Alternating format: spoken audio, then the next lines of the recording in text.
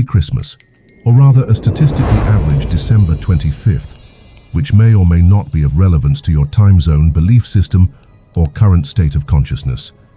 The greeting itself is a formality, much like this video. Regardless, we proceed. Today's video has one small insignificant Christmas detail hidden somewhere in the middle.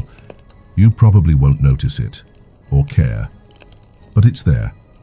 Like most things in Victorian England, it serves no practical purpose but exists anyway. This may be the most boring video ever made about Christmas, not intentionally. Well, perhaps intentionally. The distinction is irrelevant. Have you ever wondered how the wealthiest members of Victorian society took what should have been a simple celebration and transformed it into an elaborate exercise in making everyone else profoundly miserable? No? Well, you're about to find out anyway. By the end of this 2-hour journey through tedium, you will understand exactly how Lord Pembroke's third cousin's Christmas pudding recipe caused a minor diplomatic incident in 1847. You will also learn why this information serves no purpose in your life, but you'll know it nonetheless. If you're expecting entertainment, you've come to the wrong place. If you're expecting to fall asleep, you're also in the wrong place, because somehow this droning monotony becomes oddly hypnotic. You'll find yourself inexplicably compelled to continue watching, despite every rational instinct screaming at you to close this tab and do literally anything else with your time. We begin, as all truly boring stories must, with a man named Reginald Fitzwilliam Thornbury Smythe III. Not because he was important, he wasn't, but because his name takes an unreasonably long time to say, and that sets the tone perfectly for what's to come. Reginald Fitzwilliam Thornbury Smythe III was born on a Tuesday. This detail is completely inconsequential, but it establishes our commitment to providing you with information you neither requested nor require. Tuesday, March 15th, 1798 to be precise, a date that changed nothing in the grand scheme of history, but we'll pretend it did. His father, Reginald Fitzwilliam Thornbury Smythe II, was a man of considerable wealth and even more considerable boredom. The family fortune had been built on what can only be described as the most tedious business venture in British history, the manufacturing of slightly different shades of beige fabric for drawing room curtains. Not exciting beige, not revolutionary beige, just beige. Beige that was marginally different from other beige, sold at prices that would make modern luxury brands weep with envy. The Thornbury Smythe estate, Bleakmore Hall, sat on approximately 3,147 acres of aggressively ordinary countryside in Gloucestershire. Not the picturesque part of Gloucestershire that tourists visit today, the other part. The part where sheep occasionally looked up from eating grass to contemplate the meaninglessness of existence before returning to their grass-eating duties. Let me take a moment to describe Bleakmore Hall in the exhaustive detail it doesn't deserve. The main building was constructed in 1743 by an architect whose name has been mercifully forgotten by history.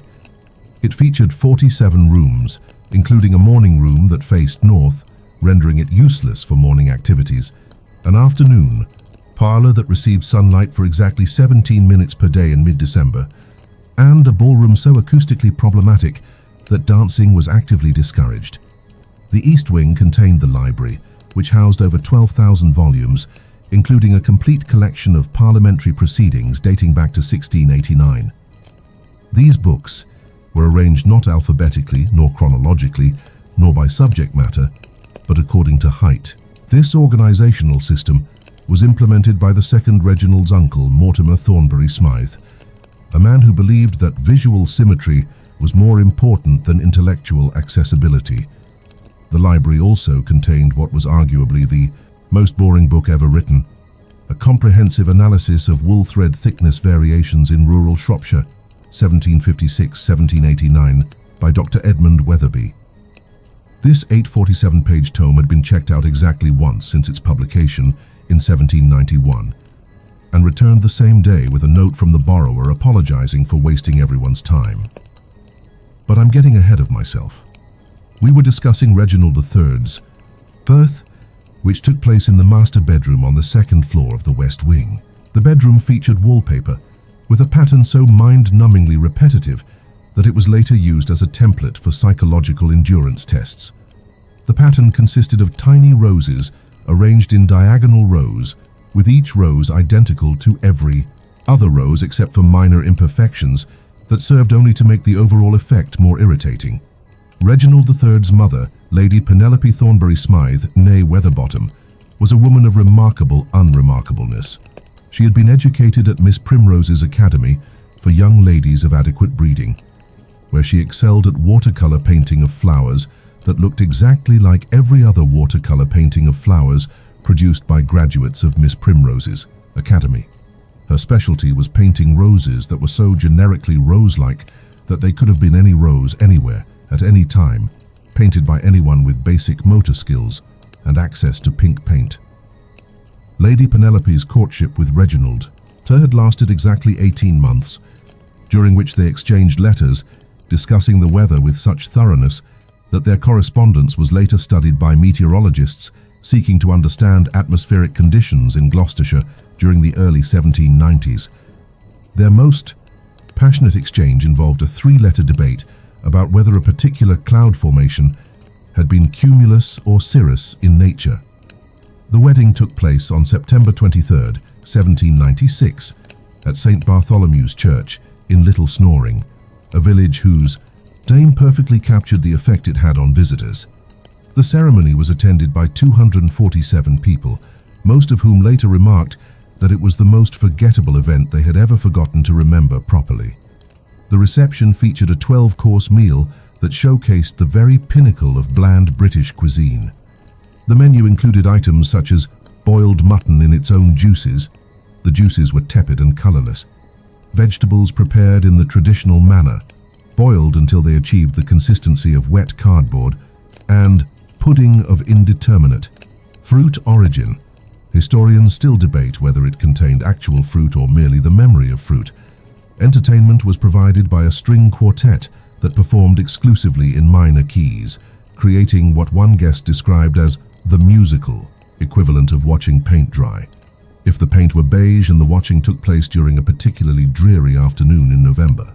Following their wedding night, about which the less said the better, though I will say that it lasted exactly 14 minutes including preliminary conversation about appropriate window coverings for the marital chamber, Reginald II and Lady Penelope settled into married life, with all the passion of two acquaintances sharing a railway compartment on a journey neither particularly wanted to take. Their daily routine was established within the first week of marriage and never varied. For the subsequent 37 years, breakfast was served at 7:30 a.m. sharp, consisting of porridge that achieved the perfect balance between too hot and too cold by being exactly room temperature. Reginald II would read aloud from the financial pages of the Times, focusing particularly on wool futures and the current market price of beige dye.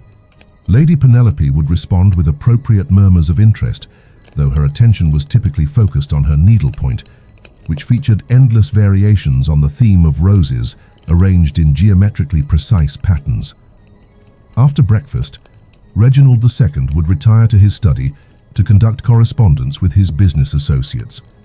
These letters, preserved in the family archives, reveal a man capable of discussing the most mundane aspects of fabric manufacturing with the detailed intensity typically reserved for matters of national importance. A typical letter might begin, "My dear Worthington, I trust this finds you in adequate health and moderate spirits. Regarding your inquiry about the thread count specifications for our autumn beige line." The letters would continue for pages, exploring every conceivable aspect of thread manufacturing, fabric finishing, and curtain installation techniques. Reginald II once wrote a 17-page letter discussing the optimal temperature for dyeing fabric Gloucester mist, a shade of beige so subtle that it was indistinguishable from white under most lighting conditions, yet commanded premium prices due to its alleged sophistication. Meanwhile, Lady Penelope would spend her mornings in the morning room, despite its northern exposure, where she pursued her hobby of cataloguing pressed flowers. Not rare flowers or particularly beautiful flowers, but whatever flowers happened to be available in the immediate vicinity of Bleakmore Hall.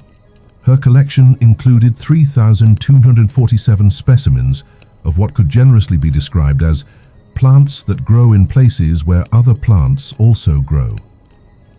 Each pressed flower was mounted on acid-free paper with a label indicating the date it was collected, the weather conditions at the time of collection, and detailed notes about why this particular specimen was nearly identical to every other specimen of the same species in her collection.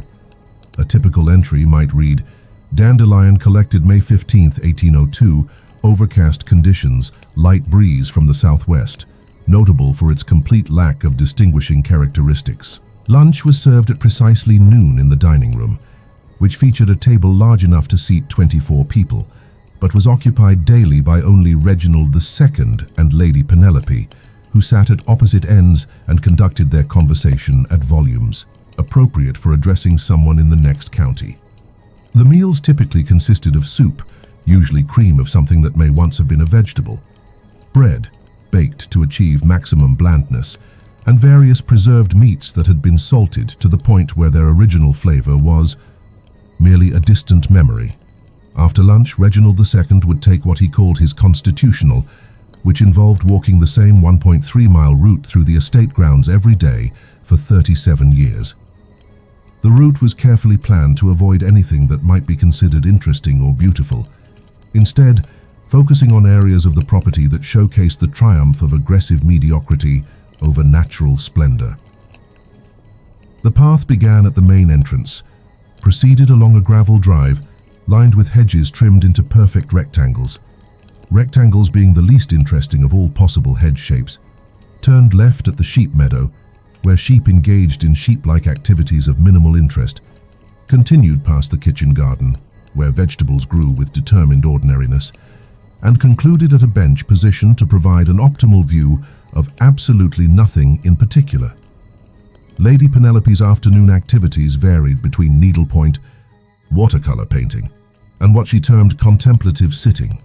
The contemplative sitting took place in various rooms throughout Bleakmore Hall, with Lady Penelope selecting her sitting location based on a complex system that took into account factors such as lighting conditions, furniture comfort levels, and the room's overall capacity for inspiring productive boredom.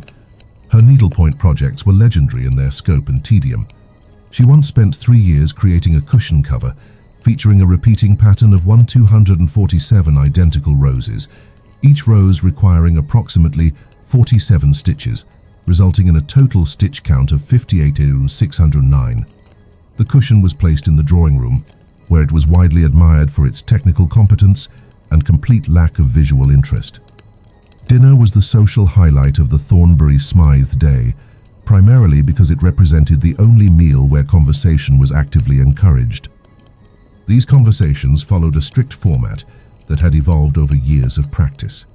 Reginald II would begin by commenting on the weather. Lady Penelope would respond with an observation about the garden. Reginald II would mention something he had read in the Times, and Lady Penelope would relate this information to something she had observed about the servant's behavior. These conversations were so predictable that the butler, Higgins, could anticipate the flow of discussion and time the serving of courses accordingly. He knew, for example, that the weather discussion would last exactly long enough for the soup course, the garden observations would carry through the fish course, the Times commentary would accompany the meat course, and the servant behavior analysis would conclude with the pudding. Higgins, incidentally, deserves mention as perhaps the most professionally bored individual in all of Victorian England. He had been in service to the Thornbury Smythe family for 23 years, during which time nothing unexpected had ever happened. His duties included managing a household staff of 12 individuals, each of whom had perfected their own specialized form of boring competence. The staff included Mrs. Pemberton, the cook, who had mastered the art of transforming potentially flavorful ingredients into meals that achieved perfect nutritional adequacy while maintaining absolute taste neutrality. Her signature dish was what she called Sunday roast, which involved taking a perfectly good piece of beef and cooking it until it reached the consistency and flavor profile of well-prepared cardboard.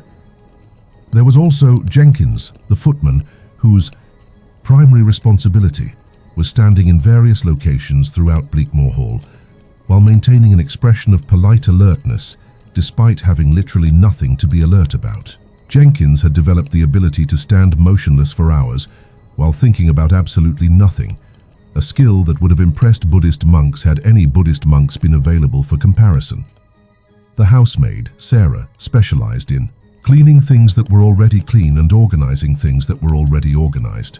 Her daily routine involved dusting furniture that had been dusted the previous day, sweeping floors that had no dirt on them, and arranging flowers in vases where identical flowers had been arranged the day before. But we're getting distracted by the stuff, when our focus should remain on the birth of Reginald III, which finally occurred on that Tuesday morning in March 1798, after what Lady Penelope later described as an experience of moderate discomfort lasting an unremarkable duration. The birth was attended by Dr. Weatherby, the same Dr. Weatherby who had written the comprehensive analysis of wool thread thickness, who pronounced the infant adequately formed and appropriately responsive to standard infant stimuli. Dr. Weatherby's medical notes from that day, preserved in the family archives, provide a fascinating glimpse into Victorian medical documentation. Patient delivered of male infant at 6:47 a.m. Infant measures 19.5 inches in length, weight approximately 7 pounds, 3 ounces. Infant demonstrates normal respiratory function, appropriate muscular responses, and adequate vocal capacity. No observable abnormalities. Prognosis: satisfactory. The choice of name for the infant had been decided months in advance, following family tradition that dictated the first son would be named Reginald Fitzwilliam Thornbury Smythe III. No alternative names were considered, as deviation from tradition would have been unthinkably radical for a family whose greatest pride was their ability to maintain absolute consistency across generations. The christening took place 6 weeks later at St. Bartholomew's Church, the same venue where Reginald II and Lady Penelope had been married. The ceremony was performed by Reverend Cornelius Blandworth, a man whose sermons were so remarkably unremarkable that parishioners often forgot they had attended church until reminded by the ringing of the Sunday evening bells. Reverend Blandworth's christening sermon focused on the theme of Christian duty and proper behavior in accordance with divine will, which he managed to discuss for 47 minutes without saying anything that anyone would remember by Tuesday. His speaking style involved the strategic use of long pauses, during which congregation members could contemplate the profound ordinariness of their existence while admiring the church's collection of aggressively mediocre stained glass windows. The christening reception was held at Bleakmore Hall, where 33 guests consumed a meal that established new standards for culinary unremarkability. The menu featured items such as jellied consommé of uncertain origin, chicken prepared in the customary fashion, and trifle consisting of standard trifle components arranged in the traditional trifle configuration. Entertainment was provided by Miss Cordelia Weatherbottom, Lady Penelope's cousin, who performed a selection of pieces on the pianoforte. Her repertoire consisted exclusively of compositions that sounded exactly like other compositions by different composers, creating what one guest described as music that could have been written by anyone at any time for any purpose or no purpose at all. The guests departed by 4:30 p.m., having consumed appropriate quantities of food and engaged in conversations that no one would remember by the following week. The general consensus was that the christening had been entirely satisfactory and completely forgettable, which in Victorian society represented the highest possible praise for a social gathering. And so young Reginald III entered the world, already heir to a legacy of systematic boredom that would shape not only his own life but through a series of events so tediously complicated that they require the remaining 46,000 words of this presentation to explain properly the Christmas celebrations of an entire social class. But first, we must examine the broader historical context of Victorian Christmas traditions, beginning with the peculiar case of Lord Pembroke's third cousin's pudding recipe, which brings us to our next section of equal and opposite tedium.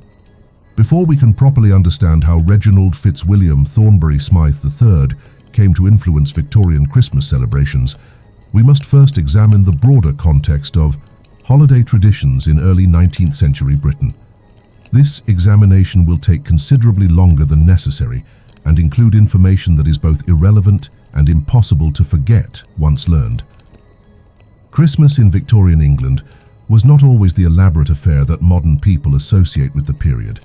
In fact, prior to 1843, Christmas was largely ignored by the upper classes, who considered it a rustic celebration suitable primarily for servants and agricultural workers.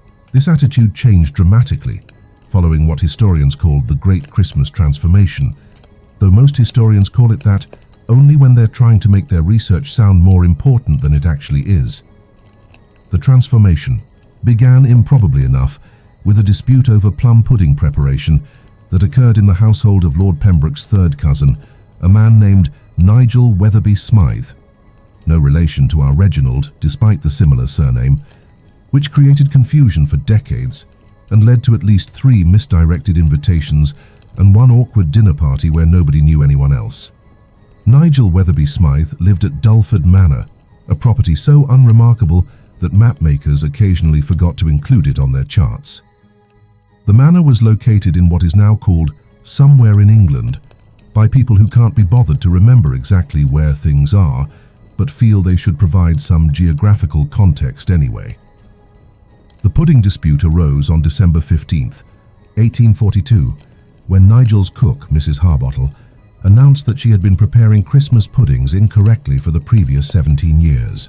Not dramatically incorrectly, this is Victorian England where dramatic errors were considered vulgar, but incorrectly in a subtle way that once noticed could not be ignored. The error involved the precise timing of when to add the sweat instead of the mixture. Mrs. Harbottle had been adding the sweet after incorporating the breadcrumbs, when proper pudding methodology clearly dictated that the sweet should be added before the breadcrumbs but after the flour. This mistake had resulted in puddings that were, according to Mrs. Harbottle's tearful confession, adequately moist but insufficiently coherent in texture. Now you might think that a 17-year pudding preparation error would be easily corrected and quickly forgotten. You would be wrong. This is Victorian England, where minor domestic issues were treated with the gravity typically reserved for constitutional crises. Nigel Weatherby Smythe, upon learning of the pudding situation, immediately summoned his brother-in-law, Colonel Reginald Pemberton Clark, not to be confused with our Reginald, nor with the other Reginald who lived in Yorkshire and collected beetles, to provide what Nigel termed objective consultation on matters of culinary propriety. Colonel Pemberton Clark arrived at Dulford Manor on December 18th, accompanied by his wife Millicent and their daughter Constance, who was 17 years old and had opinions about everything, particularly things about which she knew nothing. The Colonel's expertise in pudding matters was questionable. His military experience involved primarily the management of supply routes in India, where Christmas pudding was not a significant logistical concern, but his willingness to provide authoritative pronouncements on any subject made him invaluable for family consultations. The pudding conference convened in the morning room, which faced east and was therefore suitable for morning activities, unlike the morning room at Bleakmore Hall, where Mrs. Harbottle was asked to provide a detailed explanation of her pudding methodology. This explanation took 4 hours and included diagrams. Mrs. Harbottle had prepared 17 different variations of her confession, organized chronologically and cross-referenced with the specific Christmas celebrations where each incorrectly prepared pudding had been served. She had also prepared a written analysis of how the texture errors might have affected the dining experiences of previous Christmas guests, including speculation about whether anyone had noticed and been too polite to mention it. Colonel Pemberton Clark listened to Mrs. Harbottle's presentation with the serious attention he had once devoted to battle plans, occasionally interjecting with questions such as, what was the ambient kitchen temperature during pudding preparation in December 1836? And can you confirm that the mixing bowl was rotated clockwise rather than counterclockwise during the breadcrumb incorporation phase? Millicent Pemberton Clark contributed by taking detailed notes in a leather-bound journal that she had purchased specifically for recording family consultations. Her notes, which were later discovered in a trunk in the attic of Pemberton Clark family estate, reveal a woman capable of transforming the most mundane conversations into documents of staggering tedium. A typical entry reads, 10:30 a.m. Mrs. Harbottle explains the visual distinction between properly incorporated sweat and inadequately incorporated sweat. Colonel PC requests clarification regarding the definition of proper incorporation. Discussion of sweat incorporation standards continues until 11:15 a.m. with no definitive conclusions reached. Constance yawns twice. Young Constance Pemberton Clark, meanwhile, was experiencing what she later described as the most boring morning of my entire life, which, considering my previous experiences with morning activities, represents a significant achievement in tedium. Constance had been educated at Miss Primrose's Academy, the same institution attended by Lady Penelope Thornbury Smythe, where she had excelled at the art of appearing interested in things that were not interesting. Her boredom during the pudding conference would prove to be historically significant, though nobody realized this at the time. Constance, in an attempt to remain awake during Mrs. Harbottle's presentation, began creating what she called mental entertainment by imagining elaborate Christmas celebrations that would be so interesting that even the most boring people would be unable to make them boring. These imagined celebrations featured elements such as decorated trees, an idea she had read about in a German periodical, elaborate gift exchanges, special Christmas foods that people would actually want to eat, and social gatherings designed for enjoyment rather than endurance. At the time, these seemed like fantastical concepts with no connection to reality. The pudding conference concluded on December 20th with Colonel Pemberton Clark's official recommendation that Mrs. Harbottle's pudding methodology be revised to incorporate proper sweat addition timing, and that future Christmas puddings be prepared under the supervision of someone who understood the fundamental principles of pudding construction. This recommendation led to the hiring of Mrs. Crumpet, a professional pudding consultant from London, who specialized in what she termed scientifically optimized holiday dessert preparation. Mrs. Crumpet arrived at Dulford Manor on December 21st, with 3 trunks of specialized pudding equipment and a leather portfolio containing detailed specifications for proper Christmas pudding construction. Mrs. Crumpet's approach to pudding preparation was revolutionary in its thoroughness and legendary in its attention to detail. Her methodology involved 17 distinct phases, each with specific timing requirements, temperature controls, and quality assurance checkpoints. Phase 1 alone, which she called ingredient preparation and environmental optimization, required 3 hours and included procedures for measuring kitchen humidity and calibrating mixing implements. The actual pudding preparation took place on December 22nd, under the supervision of Colonel Pemberton Clark, Mrs. Harbottle, Nigel Weatherby Smythe, and young Constance, who had been assigned the responsibility of documenting the process for future reference. This documentation would eventually comprise 47 pages of handwritten notes, including detailed drawings of proper mixing techniques and a comprehensive timeline of pudding-related activities. Mrs. Crumpet's pudding methodology was so complex that it required a team of 4 kitchen assistants, each responsible for specific aspects of the preparation process. Assistant 1 handled ingredient measurement and preparation. Assistant 2 managed temperature control and timing. Assistant 3 focused on mixing and texture assessment. And Assistant 4 was responsible for what Mrs. Crumpet termed quality assurance and protocol compliance.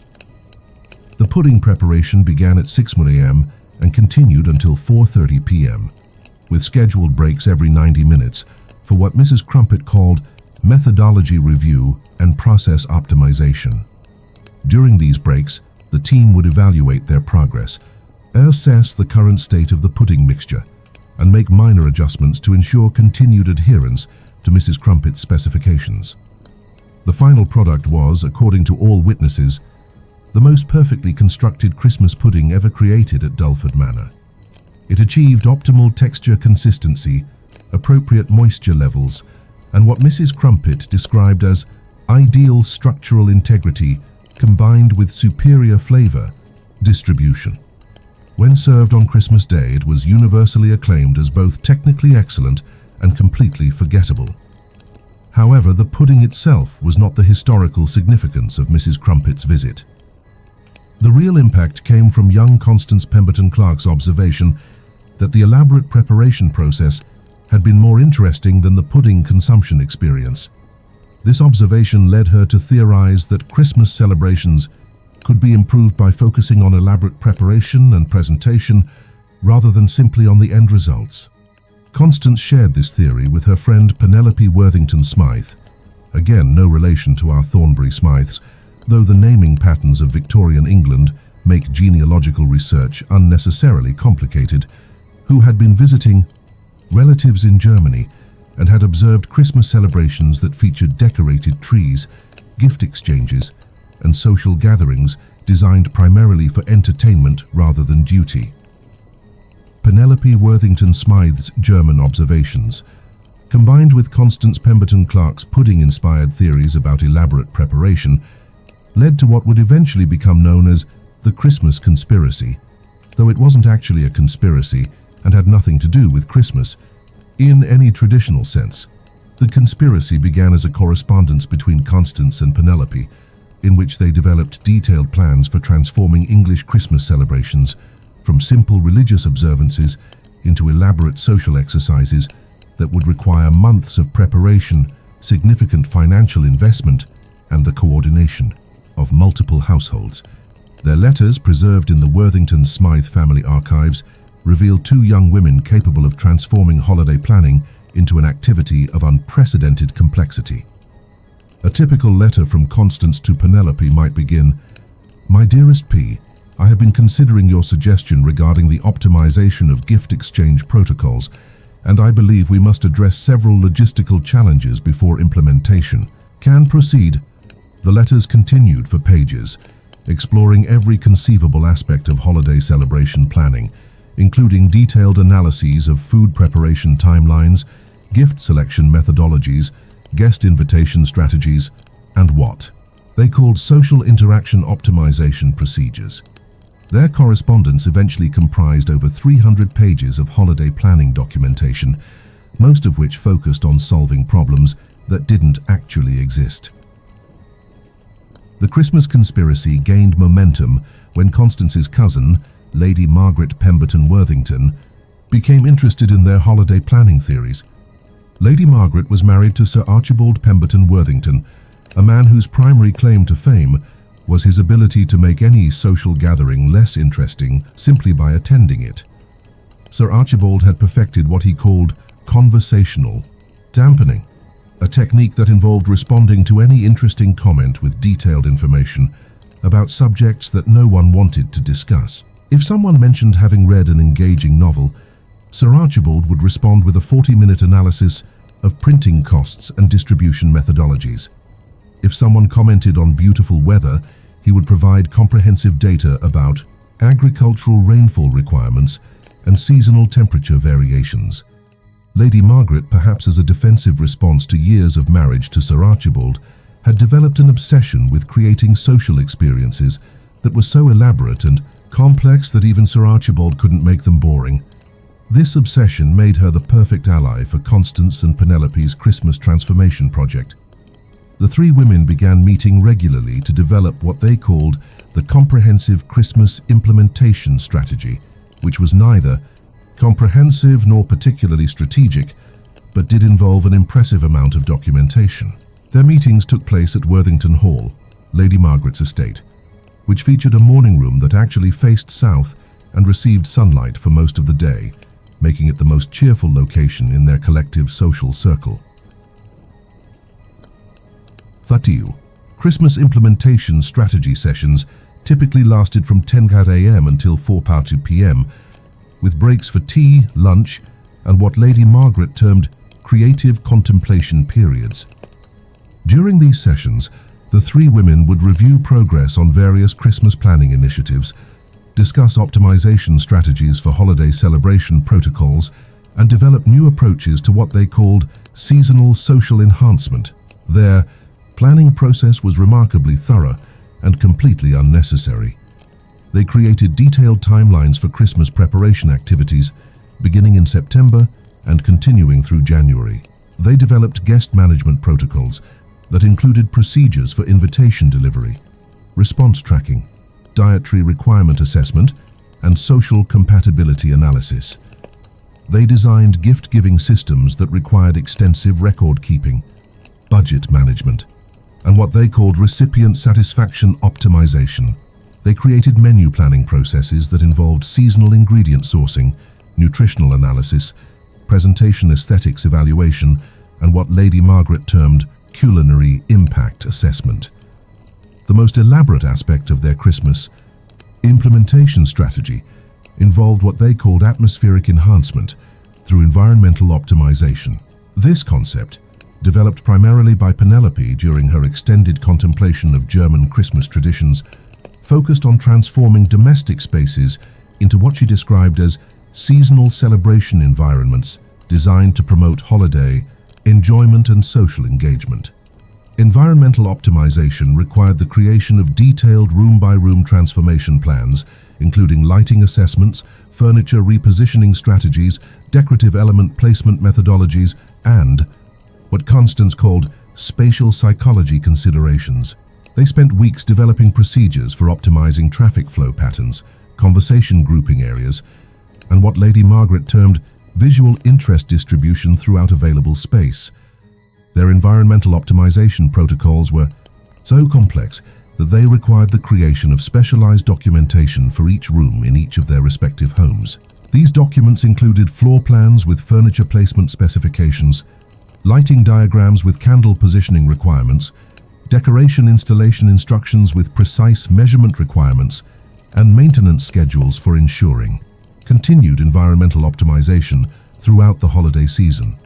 The documentation process alone took 3 months and resulted in over 500 pages of Christmas preparation instructions, most of which addressed problems that would never occur and provided solutions for situations that would never arise. However, the process of creating this documentation had an unexpected side effect. It made Christmas preparation so complicated that it became the primary focus of holiday celebrations rather than the celebrations themselves. This shift from simple, holiday observance to elaborate preparation ritual would eventually influence Christmas celebrations throughout Victorian society, though the connection between the Pemberton-Worthington Christmas implementation strategy and broader cultural changes would not become apparent until several years later, when other families began adopting similar approaches to holiday planning. But we're getting ahead of ourselves. Before we can understand the broader cultural implications of the Christmas conspiracy, we must first examine the specific ways in which their planning methodologies influenced the Christmas celebrations at Bleakmore Hall, where young Reginald, Fitzwilliam Thornbury Smythe III, was developing his own approach to holiday boredom optimization. This brings us to our next section, where we will explore the development of what historians now call Victorian Christmas anxiety syndrome, though most historians prefer not to discuss it because it makes their research sound more important than it actually is. Subscribe if you're still awake.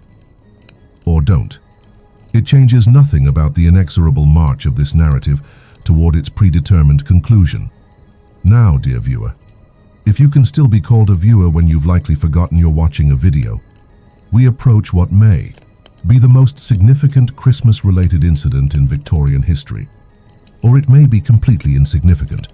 The distinction depends largely on your perspective, your tolerance for historical minutiae, and whether you've fallen asleep during the previous sections. The events of Christmas 1847 at Bleakmore Hall would forever change how wealthy Victorians approached holiday celebrations. Not because anything dramatically interesting happened.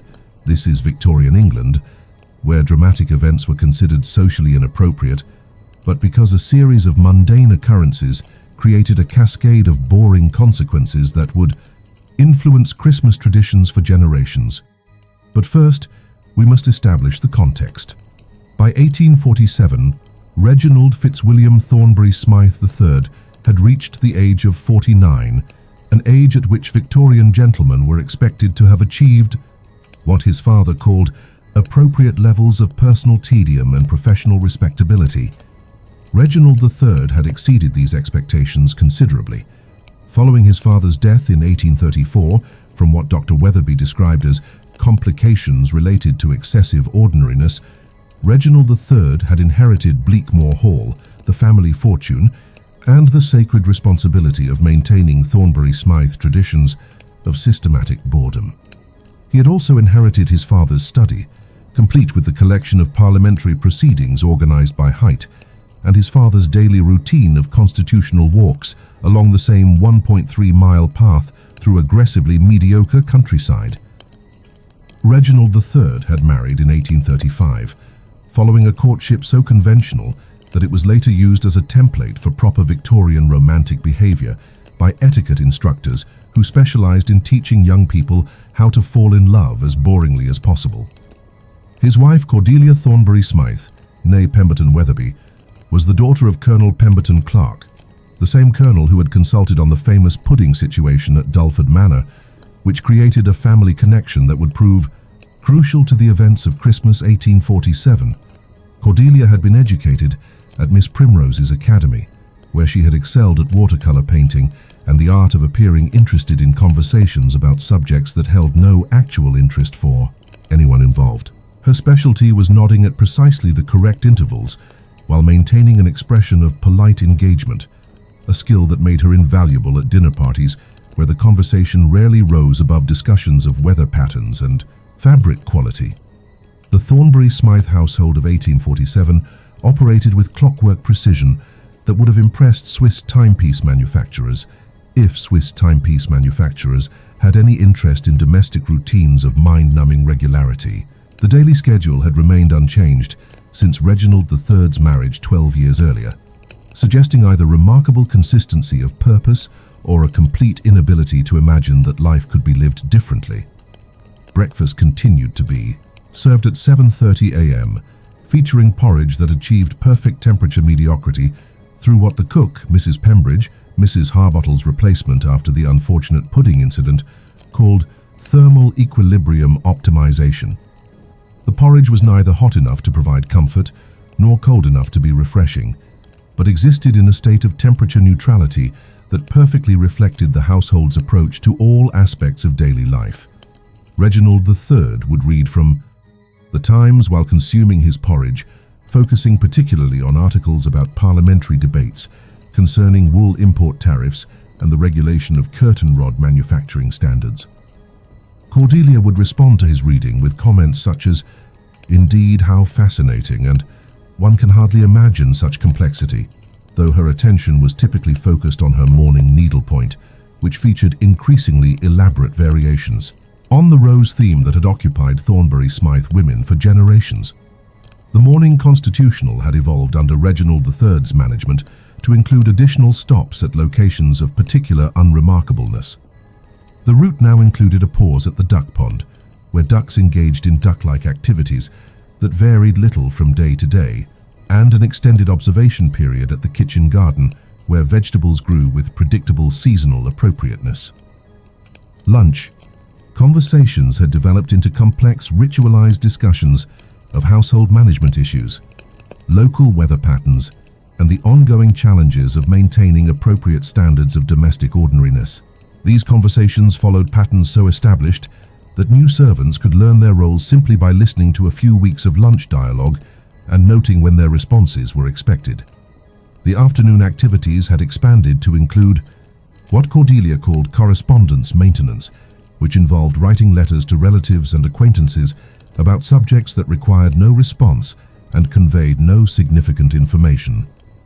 A typical letter from Cordelia to her cousin Penelope Worthington Smythe might begin, "My dearest cousin, I trust this letter finds you in circumstances of adequate comfort and appropriate seasonal health. Our weather continues to be weather-like in its consistency." These letters would continue for pages, providing detailed updates on household activities that had remained unchanged since the previous letter, observations about local conditions that were identical to conditions everywhere else, and expressions of mild interest in receiving similar updates about equally unchanging circumstances in other households. The evening routine centered around dinner conversations that had evolved into elaborate exercises in competitive boredom. Reginald III and Cordelia had developed the ability to discuss any subject in ways that drained it of all possible interest, transforming potentially engaging topics into exercises in intellectual endurance. If someone mentioned having seen an interesting bird, the conversation would immediately shift to detailed analysis of bird migration patterns, feeding schedules, and the comparative advantages of different nesting materials. If the weather was mentioned, the discussion would expand to include historical weather data, seasonal precipitation averages, and the agricultural implications of atmospheric pressure variations. This system of systematic conversation optimization had created a household environment of such perfect boredom that visiting relatives often remarked on the unusual sense of mental relaxation they experienced at Bleakmore Hall, though this relaxation was primarily the result of their minds shutting down in self-defense against the relentless ordinariness of daily life. But in October 1847, this carefully maintained system of domestic tedium faced an unprecedented challenge. Cordelia received a letter from her cousin Constance Pemberton Clark, now married and calling herself Constance Weatherby Pemberton, who had been developing what she described as revolutionary approaches to seasonal celebration optimization, the letter, which arrived on a Tuesday morning during the porridge reading ritual, contained detailed descriptions of Christmas preparation methodologies that were so elaborate they made the previous year's Christmas pudding consultation seem simple. By comparison, Constance had apparently spent the previous 4 years developing what she called the comprehensive Christmas implementation strategy, and she was eager to share her innovations with family members who possessed the resources necessary for proper implementation. Reginald III's initial response to Constance's letter was entirely predictable. How remarkably complex. One wonders whether such elaboration serves any practical purpose. However, Cordelia's response was unexpectedly enthusiastic. How fascinating. One can hardly imagine the organizational requirements involved in such comprehensive seasonal preparation. This divergence of opinion created the first significant disagreement in the Thornbury-Smythe household since their marriage, though, like all Victorian disagreements, it was conducted with such politeness that observers might have mistaken it for enthusiastic agreement. The discussion took place during lunch on October 18, 1847, and continued through 17 subsequent meals without resolution. Reginald III's position was that Christmas had always been observed at Bleakmore Hall through simple attendance. At morning service, followed by a traditional meal featuring roast beef, Yorkshire pudding, and minimal conversation. This approach had proven satisfactory for generations of Thornbury-Smythes, and he could see no compelling reason for modification. Cordelia's perspective was that Constance's Christmas implementation strategy represented an opportunity to demonstrate the Thornbury-Smythe family's commitment to social leadership and their capacity for managing complex domestic projects. She argued that failing to implement advanced Christmas celebration methodologies would suggest a lack of proper attention to seasonal social obligations. The debate continued through November, with both parties marshalling increasingly detailed arguments in support of their positions. Reginald III consulted historical records of previous Thornbury-Smythe Christmas celebrations, creating charts that demonstrated the consistent satisfaction achieved through traditional approaches. Cordelia researched contemporary Christmas celebration trends among families of comparable social standing, developing what she called competitive celebration analysis. Their discussions became so detailed that they required the creation of specialized documentation. Reginald III prepared a 43-page analysis titled Traditional Christmas Celebration Methodologies, an assessment of historical effectiveness and contemporary relevance. Cordelia responded with a 67-page document called Seasonal Social Obligation Optimization, a comprehensive review of advanced holiday implementation strategies. These documents were exchanged, studied, and discussed during meals throughout November, creating dining experiences of unprecedented tedium even by Thornbury-Smythe standards. The servants reported that the Christmas planning discussions were so boring, they made regular household conversations seem exciting by comparison, which represents a significant achievement in relative boredom optimization. The resolution came on December 1st, when Cordelia announced that she had invited Constance Weatherby Pemberton to spend Christmas at Bleakmore Hall and provide personal consultation on implementation of her Christmas strategy. This announcement was made during breakfast, while Reginald III was reading an article about wool futures, and his response was delayed by approximately 47 seconds while he processed the implications of Cordelia's decision. "I see," he finally said, which in Victorian England was the equivalent of shouting, "This is a disaster of unprecedented proportions."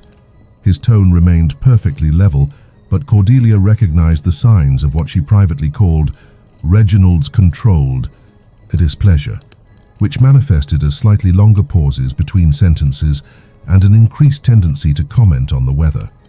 Constance's arrival was scheduled for December 15th, giving the household staff exactly 2 weeks to prepare for what Mrs. Pembridge described as the most complicated Christmas in Bleakmore Hall history. The preparation required consultation with specialists in various fields, including a professional Christmas decoration consultant from London, a seasonal menu planning expert from Bath, and what Constance's advance correspondence described as a qualified holiday social interaction optimization specialist. The Christmas decoration consultant, Miss Priscilla Weatherbottom, no relation to any of the other Weatherbottoms, though Victorian England's limited naming imagination makes this impossible to verify with confidence, arrived on December 10th, with 3 carriages full of what she called environmental enhancement materials. These materials included garlands, ribbons, candles, ornamental arrangements, and what she described as atmospheric optimization accessories. Miss Weatherbottom's approach to Christmas decoration was based on scientific principles that she had developed through years of study in what she called seasonal aesthetic psychology. Her methodology required detailed analysis of room dimensions, lighting conditions, traffic flow patterns, and what she termed social interaction optimization requirements for each specific space. The decoration installation process began on December 11th and required the services of 6 assistants, each specializing in different aspects of environmental enhancement. The process was so complex that Miss Weatherbottom had created specialized documentation for each room, including detailed diagrams showing optimal placement for every decorative element. The drawing room alone required 14 pages of installation, instructions covering everything from the precise angle for hanging garlands to the optimal spacing between candles for what Miss Weatherbottom called maximum atmospheric impact without fire safety compromise. The dining room documentation included specifications for table decoration arrangements that would enhance conversation while maintaining clear sight lines between all seating positions. Meanwhile, the seasonal menu planning expert, Chef Auguste Flandier, arrived from Bath with his own team of assistants and 3 trunks of specialized Christmas cooking equipment. Chef Blandier's approach to holiday meal preparation was based on what he called gastronomic celebration theory, which involved creating menus that were both technically excellent and completely forgettable. His Christmas menu planning process required extensive consultation with household staff about previous Christmas meals, detailed analysis of guest dietary preferences and restrictions, and what he called nutritional optimization combined with traditional expectation fulfillment. The final menu featured 17 different dishes, each prepared according to Chef Blandier's proprietary methodologies for achieving maximum blandness through technical perfection. The holiday social interaction optimization specialist, Dr.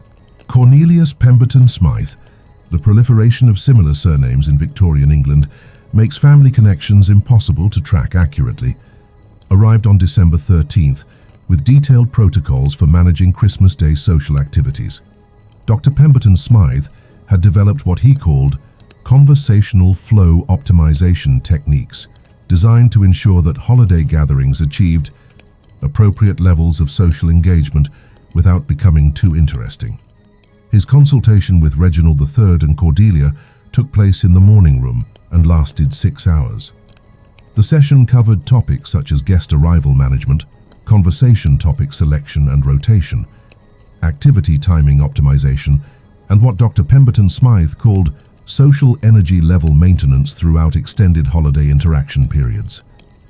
The protocols developed during this consultation were so detailed that they required the creation of a 28-page Christmas Day schedule with specific timing for each social activity, predetermined conversation topics for each meal course, and contingency plans for managing any unexpected deviations from planned activities. And then, on December 14th, disaster struck. Not dramatic disaster. This is Victorian England, where disasters were required to maintain appropriate levels of politeness, but disaster in the form of a letter from Constance announcing that she had developed what she called seasonal preparation complications and would be unable to travel to Bleakmore Hall for Christmas.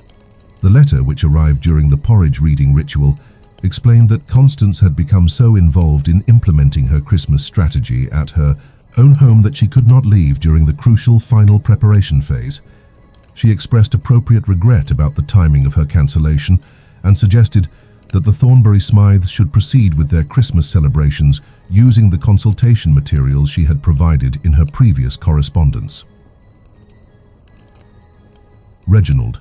Thre's response to this news was a single word: indeed. However, the implications of Constance's cancellation were immediately apparent to everyone involved in the Christmas preparation process. They had spent 2 weeks creating the most elaborate Christmas celebration in Bleakmore Hall history, designed specifically to showcase Constance's Christmas implementation strategy. And now they would be implementing these elaborate preparations without any guidance from the person who had designed them. The Christmas decoration consultant expressed concern about whether the environmental optimization would be properly appreciated without Constance's presence to provide expert evaluation. Chef Blandier worried that his 17-dish menu might be too complex for implementation without specialized consultation on proper serving methodologies. Dr. Pemberton Smythe questioned whether his social interaction optimization protocols were appropriate for a household that lacked experience in advanced holiday social management. But the preparations had proceeded too far for cancellation. The decorations were installed, the food was ordered, the protocols were established, and Christmas Day was approaching with inexorable Victorian punctuality. The Thornbury Smythes would have to proceed with their elaborate Christmas celebration, despite having no clear understanding of why any of it was necessary or what they were supposed to achieve through such complexity. Christmas morning dawned, with weather that was, according to Reginald III's meteorological observations, appropriate for the season and consistent with historical December patterns. The household staff began implementing Dr. Pemberton Smythe's Christmas Day protocols at 6:01 a.m., beginning with what he called pre-celebration environmental optimization procedures. The morning service at St. Bartholomew's Church proceeded, normally with Reverend Blandworth delivering a sermon on Christian duty and seasonal obligation fulfillment that lasted 42 minutes and was forgotten by most parishioners before the closing hymn ended. The Thornbury Smythes returned to Bleakmore Hall at 11:30 a.m. to begin implementation of their comprehensive Christmas celebration strategy. And then they had Christmas dinner. Not exciting Christmas dinner, not memorable Christmas dinner. Just Christmas dinner that had been planned for 6 weeks, prepared by specialists, and served according to protocols so detailed that they required constant consultation with written instructions. Chef Blandier's 17-dish menu was technically perfect and completely ordinary. The roast beef was cooked to precisely the right temperature, seasoned with exactly the appropriate amount of salt and pepper, and carved with professional competence that achieved optimal slice thickness while maintaining visual presentation standards. The Yorkshire pudding achieved perfect structural integrity while remaining entirely forgettable. The vegetables were prepared to specifications that balanced nutritional content with traditional expectation fulfillment, resulting in vegetables that were both properly cooked and completely unremarkable. The conversation followed Dr. Pemberton Smythe's protocols exactly, with predetermined topics introduced at specified intervals, and discussion managed to maintain appropriate social energy levels throughout the meal. Reginald III and Cordelia discussed the weather, topic scheduled for 12:15 to 12:30 p.m. Local agricultural conditions, 12 to 45 p.m. Recent correspondence from relatives, 12:45 1 p.m. And observations about the Christmas decorations, 1:15 p.m. The decorations, meanwhile, achieved Miss Weatherbottom's goals of environmental optimization through atmospheric enhancement. The garlands were properly hung, the candles provided appropriate lighting, the ornamental arrangements created suitable visual interest, and the overall effect was exactly as specified in the 14 pages of installation instructions for the dining room alone. Everything proceeded according to plan. Every protocol was followed, every specification was met, every expectation was fulfilled. The Christmas celebration was a complete success by every measurable standard, and it was the most boring Christmas in the recorded history of Victorian England. The realization of this achievement came during the pudding course, when Reginald, Thurdy and Cordelia simultaneously recognized that they had spent 6 weeks and considerable expense creating a Christmas celebration that was identical to every previous Christmas at Bleakmore Hall, except that it had required vastly more preparation, time and professional consultation. But here's where our story takes an unexpected turn. Because that realization, that elaborate preparation could transform simple activities into complex exercises in organized tedium, would become the foundation for what historians now call the Victorian Christmas Industrial Complex. Because if you've made it this far through this presentation, you're about to learn how one boring Christmas dinner at Bleakmore Hall accidentally created the template for modern Christmas celebrations that we still follow today. If you're one of the 7 people still watching, comment Emperor Blandicus below. The rest of you have probably given up and gone to do something more interesting with your lives, which frankly would be any other activity available to human beings. Let us now examine, with the thoroughness it absolutely does not deserve, the precise mechanisms by which the Thornbury Smythe Christmas of 1847 transformed from a simple family dinner into a template for systematic holiday boredom optimization that would influence Victorian society for generations. The key moment. If anything, this boring can be called key, occurred at exactly 1:23 p.m. during the pudding course, when Cordelia made an observation that would prove to have consequences far beyond its obvious insignificance. She said, and I quote from Reginald, Thurdy's diary entry for December 25, 1847, "The pudding appears to have achieved optimal consistency." This statement, which on the surface represents nothing more than polite acknowledgement of dessert adequacy, actually contained within it the seeds of what would become the fundamental principle of Victorian Christmas celebration methodology. Because Cordelia's observation was not about the pudding at all, it was about the realization that they had successfully applied scientific management principles to Christmas dinner preparation. Let me explain this in the excessive detail that the subject demands and the audience deserves to suffer through. The pudding in question had been prepared according to a 17-step process developed by Chef Blandier, who had consulted Mrs. Crumpet's original pudding methodology from the 1842 Dulford Manor incident, cross-referenced it with contemporary pudding preparation standards, and created what he called an optimized synthesis of traditional techniques and modern efficiency principles. The 17 steps were as follows, and yes, I will list all of them because that's what you signed up for when you decided to watch a 2-hour video about Victorian Christmas tedium. Step 1. Ingredient selection and quality assessment, which involved examining each pudding component according to standards so detailed that Chef Blandier had created specialized documentation for evaluating the freshness of sweat, the appropriate density of breadcrumbs, and the optimal size distribution. Serve dried fruits. Step 2. Ingredient preparation and measurement optimization, which required precise weighing of all components using scales calibrated to accuracy levels that were completely unnecessary for pudding preparation but demonstrated commitment to scientific methodology. Step 3. Environmental condition optimization, which involved adjusting kitchen temperature, humidity levels, and air circulation to create what Chef Blandier called ideal pudding preparation atmospheric conditions. Step 4. equipment preparation and sanitization, which included cleaning and organizing all mixing implements according to a system that prioritized both hygiene and efficiency. Despite the fact that pudding preparation requires neither advanced hygiene protocols nor particular efficiency optimization. Step 5. Primary mixing phase implementation, which involved combining dry ingredients according to a sequence designed to minimize mixing time while maximizing ingredient distribution. Uniformity. Step 6. Wet ingredient integration, following prescribed methodology, which required adding liquid components at specific temperatures and in predetermined quantities to achieve optimal moisture balance throughout the mixture. Step 7. Secondary mixing phase with texture assessment, which involved continued mixing while monitoring consistency changes and making minor adjustments to achieve what Chef Blandier called target texture parameters. Step 8.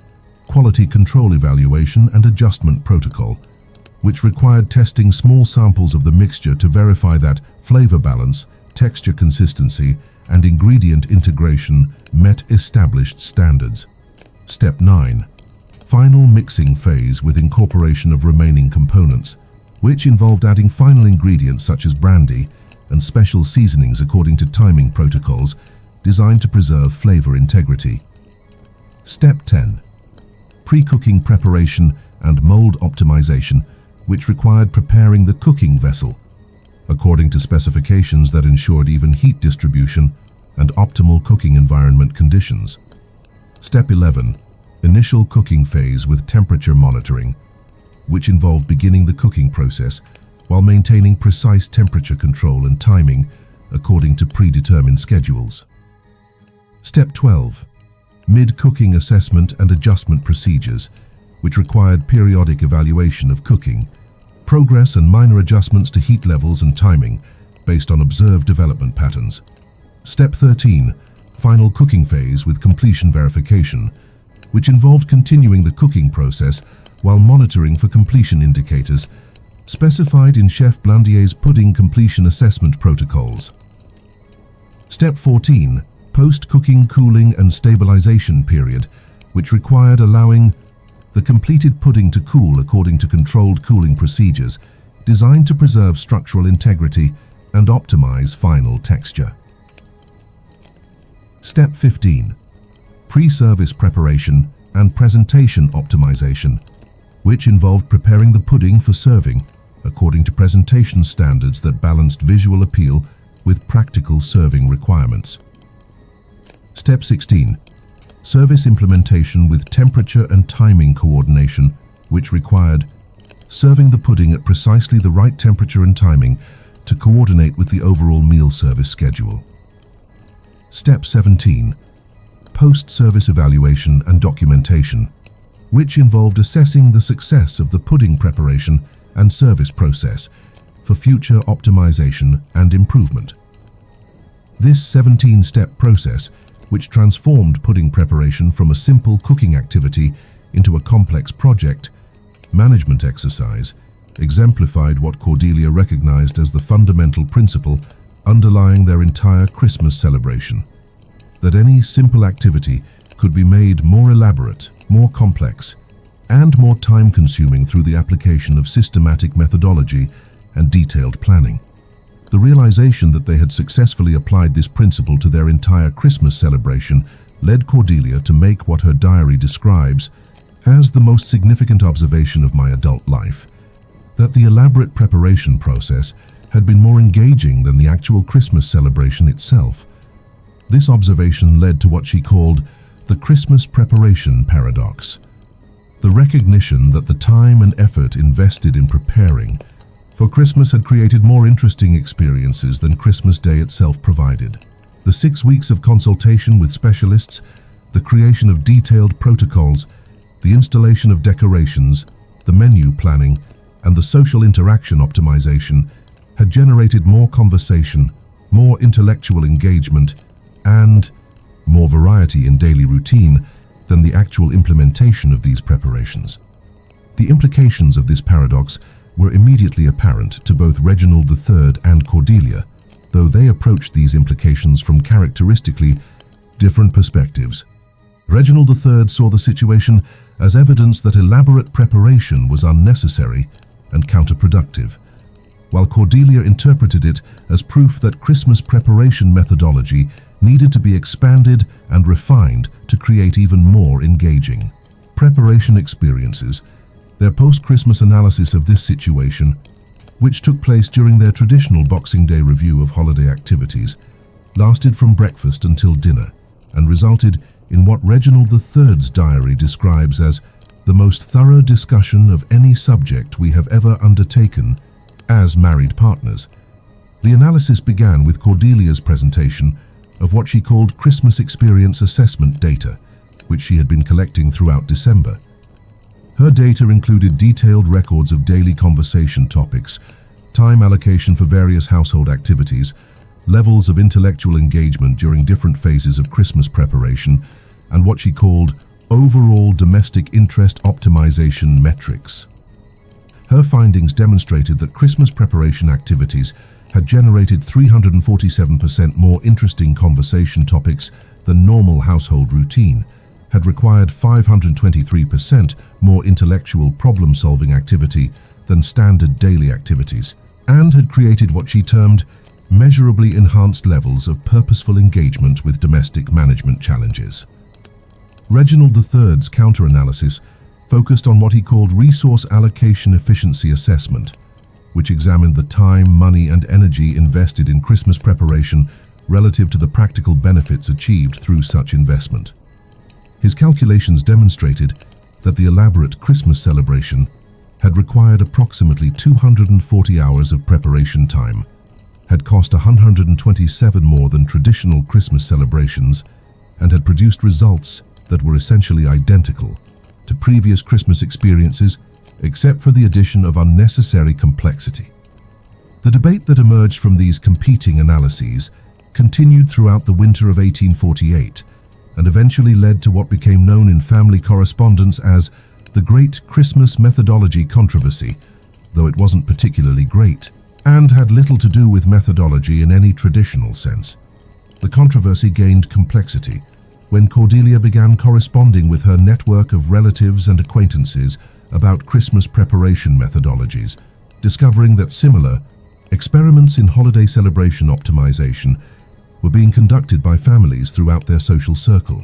These correspondences revealed that the Christmas implementation strategy developed by Constance Weatherby Pemberton had been shared with numerous families, each of whom had created their own variations and modifications.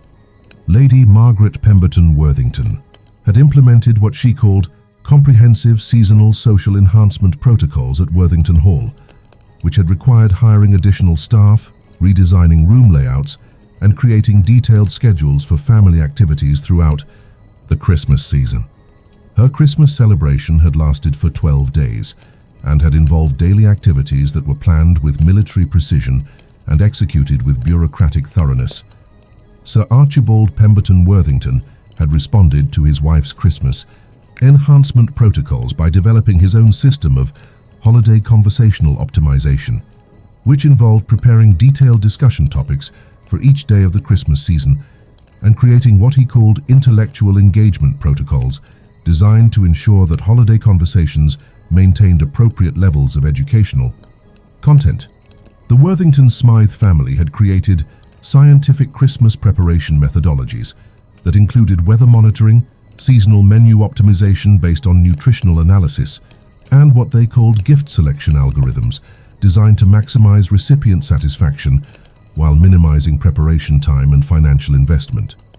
Each of these Christmas optimization experiments had produced similar results: elaborate preparation, processes that were more engaging than the actual Christmas celebrations they were designed to enhance. This pattern suggested that the Christmas preparation paradox was not unique to the Thornbury-Smythe experience, but represented a fundamental principle of holiday celebration optimization. The recognition of this principle led to what became known as the Victorian Christmas arms race, though it involved no weapons and had little to do with actual competition.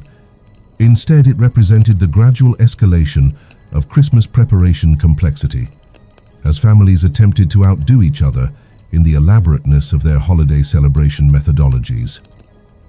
By Christmas 1848, the Thornbury Smythes were implementing what Cordelia called Advanced Christmas Preparation Optimization Protocols, which began in September and involved consultation with 17 different specialists, including experts in seasonal decoration, holiday menu planning, gift selection methodology, social interaction optimization, household staff management during complex celebrations, and what she called Christmas experience documentation and assessment. The 1848 Christmas preparation process required the creation of 347 pages of specialized documentation, including detailed schedules for every day from September through January, specifications for room-by-room environmental modifications, protocols for managing expanded household staff during holiday preparation periods, and comprehensive assessment criteria for evaluating the success of various preparation activities. The actual Christmas celebration of 1848 lasted for 14 days and involved activities that were planned with such precision that family members received daily schedules specifying their locations, activities, and conversation responsibilities for each hour of each day. The celebration was universally acknowledged as a complete success and was forgotten by all participants before New Year's Day. But the 1848 Christmas preparation process had generated 9 months of engaging activity, had required the development of new organizational skills, had created opportunities for intellectual collaboration between family members, and had produced what Cordelia called unprecedented levels of domestic project satisfaction. The success of their 1848 Christmas preparation led the Thornbury Smythes to begin planning their 1849 Christmas celebration in January, immediately following the conclusion of their 1848 Christmas experience assessment activities. This year-round Christmas preparation cycle created what Reginald III described as a perpetual state of seasonal preparation that has effectively eliminated the distinction between Christmas preparation and normal household routine. By 1849, Christmas preparation had become the primary organizing principle of Thornbury Smythe household management. Daily activities were structured around Christmas preparation requirements. Household staff were hired based on their Christmas celebration support capabilities, and family conversations focused primarily on optimization of seasonal celebration methodologies. The 1849 Christmas celebration required 11 months of preparation and involved coordination with 43 different service providers, including specialists in areas that had not previously existed, such as holiday atmospheric psychology consultation, seasonal menu nutritional optimization analysis, and Christmas experience memory enhancement methodology.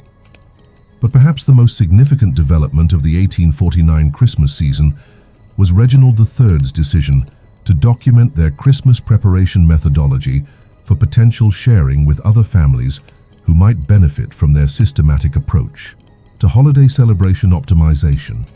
This documentation project, which began as a simple record-keeping activity, eventually expanded into what became known as the Thornbury Smythe Christmas Implementation Manual, a 1,247-page comprehensive guide to systematic holiday preparation that would influence Christmas celebrations throughout Victorian society and establish the template for modern Christmas celebration methodologies that persist to this day. But we're getting ahead of ourselves again. Before we can understand the broader cultural impact of the Christmas Implementation Manual, we must first examine the specific ways in which Victorian families transformed Christmas preparation from simple holiday activities into complex exercises in organized tedium that somehow became more interesting than the holidays themselves. This transformation process, which historians call the domestication of complexity, represents one of the most significant developments in Victorian social behavior, though most historians prefer not to discuss it because it makes their research sound more boring than it actually is. Liking this video won't make it more interesting, but we appreciate the irony. And if you've made it this far, you clearly need a hobby. Consider subscribing, though I can't imagine why you would want to be notified about future content of this nature. We have now arrived at the point in our presentation where we must confront the fundamental question that has been lurking beneath the surface of this entire narrative, like a badly constructed metaphor waiting to collapse under its own weight. Why does any of this matter? The answer, of course, is that it doesn't. Not in any meaningful sense that would satisfy people who expect information to have practical applications or historical significance to connect to broader patterns of cultural development. The story of how Reginald Fitzwilliam Thornbury Smythe III and his family accidentally created the template for modern Christmas celebrations through systematic application of boredom optimization principles is, by any reasonable standard, completely irrelevant to your life, your understanding of history, or your appreciation of Victorian culture, but you're still here, which raises the more interesting question: why are you still watching this? If you're still here, it's not because you're learning anything useful. You could have learned more about Victorian Christmas traditions by reading a single Wikipedia article in approximately 3 minutes. You could have gained deeper insight into 19th century social behavior by watching literally any other documentary about the Victorian era. You could have spent the past hour and a half doing something that would actually improve your life, advance your career, or contribute to your personal happiness. Instead, you've chosen to invest over 90 minutes of your finite existence listening to detailed descriptions of pudding preparation methodologies, documentation protocols for Christmas decoration installation, and the social interaction optimization strategies of people who died over a century ago and left no lasting impact on human civilization except for accidentally making Christmas more complicated than it needed to be. This choice suggests something profound about the human condition, though I'm not sure what. Perhaps it reveals our capacity to find patterns and meaning in even the most thoroughly meaningless information. Perhaps it demonstrates our willingness to persist with activities that provide no clear benefit simply because we've already invested time in them, and abandoning them now would mean admitting that the time was wasted. Or perhaps it indicates that there's something hypnotically appealing about detailed descriptions of systematic approaches to unnecessary complexity, something that speaks to our deep psychological need to believe that elaborate preparation and careful planning can transform ordinary experiences into meaningful ones, even when all available evidence suggests that this transformation rarely occurs. The Victorian Christmas methodology, developed by the Thornbury Smythes and their social circle, represents, in many ways, the perfect expression of this psychological need. They created systems that transformed simple holiday celebrations into complex projects that required months of preparation, specialized expertise, detailed documentation, and careful coordination among multiple participants. These systems produced Christmas celebrations that were technically superior to traditional celebrations in every measurable way, while remaining essentially identical to traditional celebrations in terms of actual experience. But the preparation process was genuinely engaging. It required intellectual effort, creative problem-solving, social coordination, and the satisfaction that comes from successfully managing complex logistical challenges. The preparation process transformed Victorian families from passive consumers of traditional holiday experiences into active creators of elaborate celebration methodologies. The irony, of course, is that the preparation process became more interesting than the celebrations themselves. The 9 months of Christmas planning generated more conversation, more intellectual engagement, more creative satisfaction, and more memorable experiences than the 14 days of actual Christmas celebration that resulted from all that planning. This pattern, elaborate preparation processes that are more engaging than the activities they're designed to support, would eventually become one of the defining characteristics of Victorian middle-class culture. Wedding planning became more complex than weddings. Travel preparation became more elaborate than travel experiences. Social season planning became more intensive than social season participation. The Victorians accidentally discovered that the anticipation and preparation for experiences could be engineered to be more satisfying than the experiences themselves, and they proceeded to apply this discovery to virtually every aspect of middle-class social life. They created systems that transformed simple activities into complex projects, not because the complex projects produced better results, but because the process of creating and managing complexity was inherently more engaging than passively participating in simple activities. This discovery had profound implications for Victorian society, though these implications were entirely unintentional and largely unrecognized by the people who were living through them. The systematic application of complexity optimization to daily life created a culture where elaborate preparation became the primary source of satisfaction, and actual experiences became secondary to the experiences of preparing for them. Christmas became less about celebrating the holiday than about successfully implementing comprehensive Christmas preparation methodologies. Social seasons became less about social interaction than about managing the complex logistics of social season planning. Travel became less about visiting new places than about mastering the intricate requirements of Victorian travel preparation. Protocols. The Thornbury-Smythe Christmas Implementation Manual, which was eventually published in 1851 under the title Comprehensive Seasonal Celebration Optimization, a systematic approach to holiday excellence, became the template for this. Transformation. The manual provided detailed methodologies for transforming any simple seasonal celebration into a complex project management exercise that would engage families for months while producing results that were essentially indistinguishable from traditional celebration approaches. The manual's influence was extraordinary, though in ways that were completely predictable once you understand the psychological principles involved.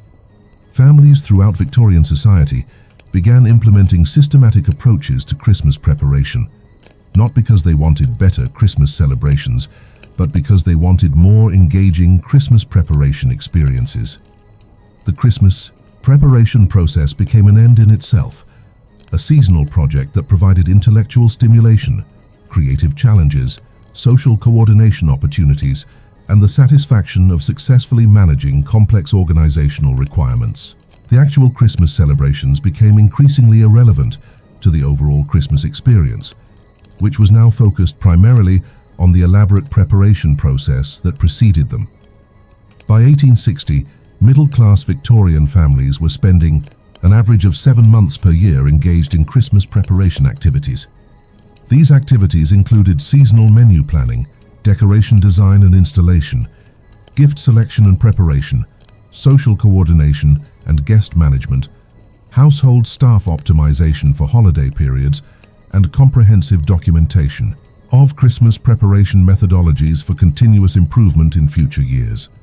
The Christmas season had effectively expanded to encompass most of the calendar year, with families moving seamlessly from post-Christmas assessment activities in January to preliminary planning for the following Christmas by March. The Victorian calendar became organized around Christmas preparation cycles rather than traditional seasonal patterns or agricultural requirements. This transformation had cascading effects throughout Victorian society. Industries emerged to support Christmas preparation activities. Specialized decoration consultants, seasonal menu planning experts, holiday social interaction optimization specialists, Christmas experience documentation services, and comprehensive Christmas preparation project management consultants.